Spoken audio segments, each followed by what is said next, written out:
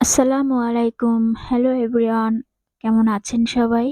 আশা করি ভালো আছেন। আলহামদুলিল্লাহ আল্লাহ পাকের অশেষ মেহেরবানিতে আমিও ভালো আছি। নতুন আরো একটি ভিডিও আপনাদের সাথে শেয়ার করব। আশা করি ভিডিওটি ভালো লাগবে।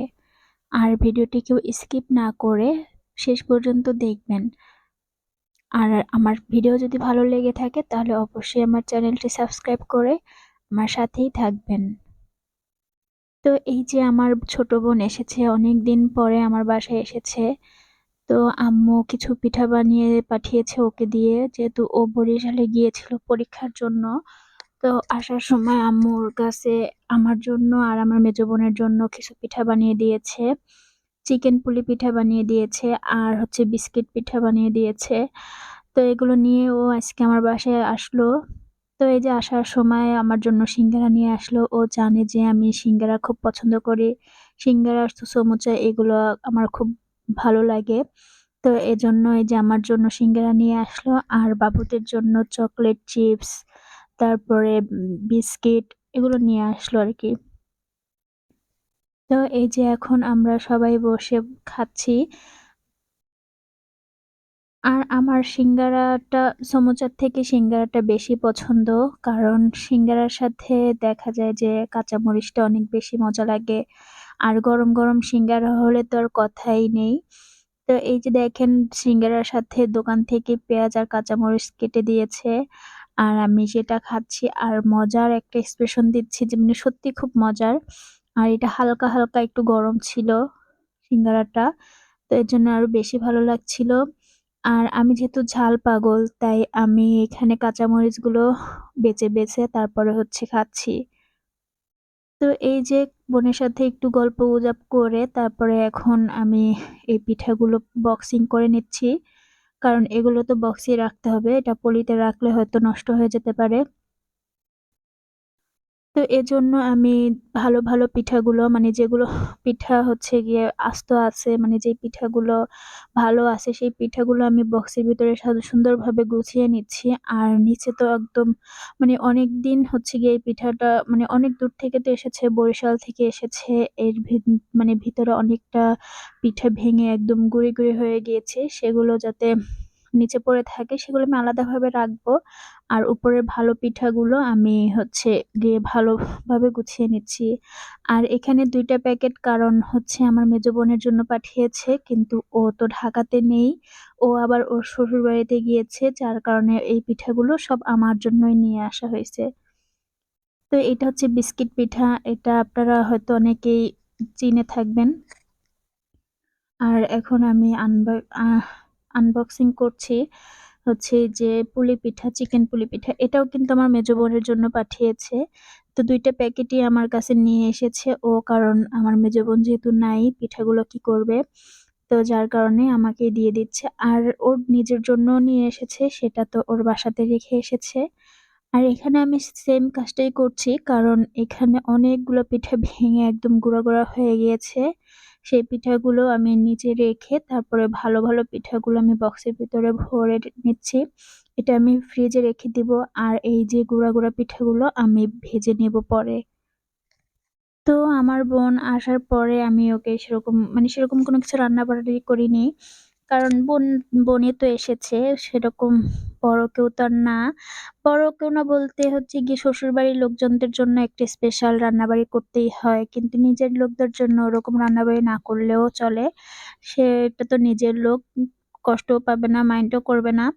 কিন্তু দেখা যায় যে বাহিরের লোকদের জন্য একটু বা শ্বশুরবাড়ির লোকদের জন্য একটু ভালো কিছু রান্না না করলে তারা মাইন্ড করতে পারে বা কষ্ট পেতে পারে। তো এই যে আমার বোন আমাকে বলল যে বাসায় শুটকি থাকলে আমার জন্য শুটকি ভর্তা বানাও। কারণ ঝাল, ঝাল খুব ঝাল খেতে ইচ্ছা করছে। ঝাল, ঝাল করে শুটকি ভর্তা বানাও। আর আমারও বাসাতে ৩ পদের শুটকি ছিল। তো আমি ২ পদের শুটকি নিয়েছি এখান থেকে।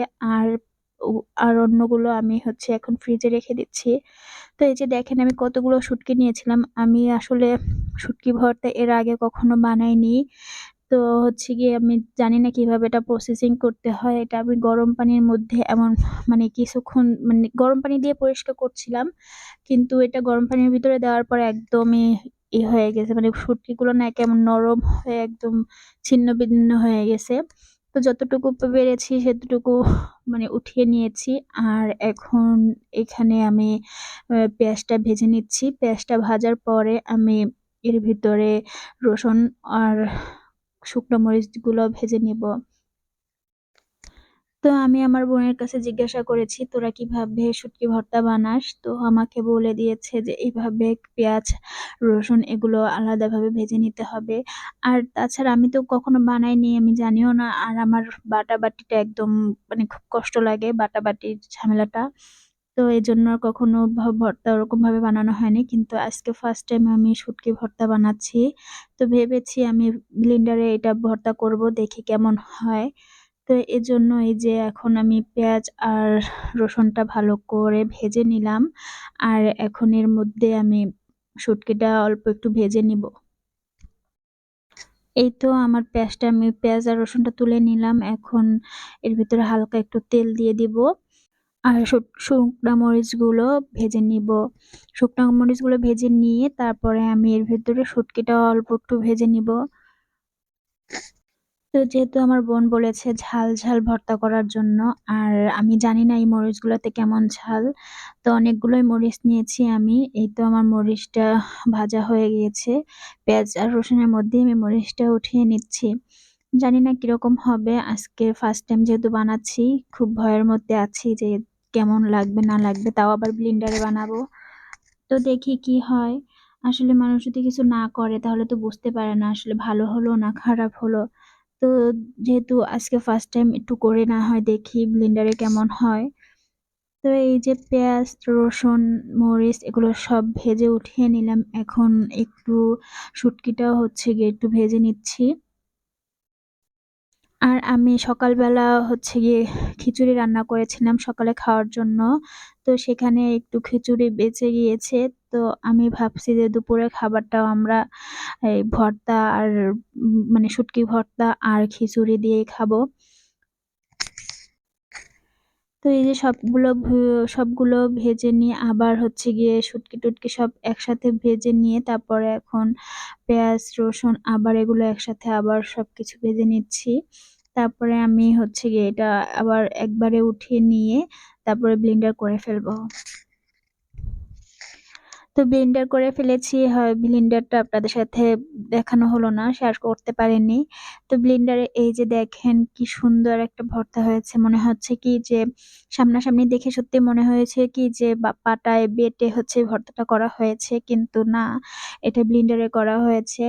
আর ব্লেন্ডারে কিন্তু যখন মানে ব্লেন্ডারে একটা সমস্যা হচ্ছিল, যখন আমি সবকিছু একসাথে দিয়েছি, মরিচটা সবকিছু ভর্তা হয়ে গিয়েছে কিন্তু মরিচটা একদমই ব্লেন্ড হচ্ছিল না। ওটা কেমন যেন আস্ত আস্ত মানে থেকে যাচ্ছিল। তো আমি একটু ভেঙে ভেঙে দিয়েছি হাত দিয়ে। তারপরে এটা একদম সুন্দর মিশ হয়ে গিয়েছে। তো এই যে ওকে খেতে দিয়েছি, ওকে আমি বলেছি কেমন হয়েছে সেটা কিন্তু অবশ্যই আমাকে বলবি।